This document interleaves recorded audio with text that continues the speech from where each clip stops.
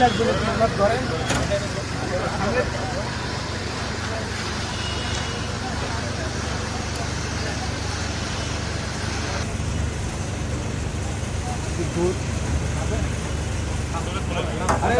ऊपर से धोल ली तो है খুলে দেন না বাহিরে খুলে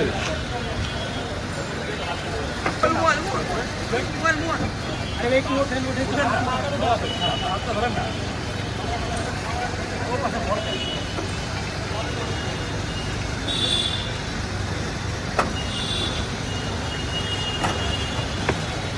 আসামি মোহাম্মদ আবুল কালাম আজাদ, উপজেলা প্রকল্প বাস্তবায়ন কর্মকর্তা, শাহজাদপুর সিরাজগঞ্জ।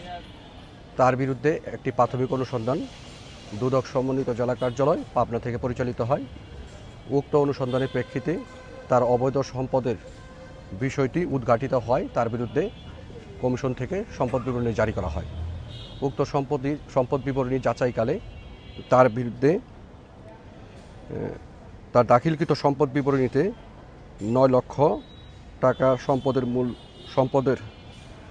সম্পদের তথ্য গোপন এবং 1,32,00,000 টাকা মূল্যের জ্ঞাত আয় বহির্ভূত অবৈধ সম্পদ অর্জন করায় তার বিরুদ্ধে দুর্নীতি দমন কমিশন আইন 26-2 এবং 27-1 ধারায় মামলা রুজু করা হয়।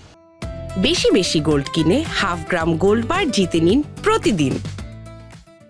উক্ত মামলার প্রেক্ষিতে তাকে পাবনা জেলার সদর থানাধীন গোপালপুর এলাকা থেকে তাকে গ্রেপ্তার করা হয় এবং গ্রেপ্তারপূর্বক আজকে তাকে জেল হাজতে প্রেরণ করা হয়। দুর্নীতি দমন কমিশন আইন 2004-এর 19 ধারা এবং 22 ধারার ক্ষমতা বলে আমরা তদন্তকালে যে কোনো আসামিকে গ্রেপ্তার করতে পারি, এটা তদন্তকারীর স্বাধীনতা রয়েছে।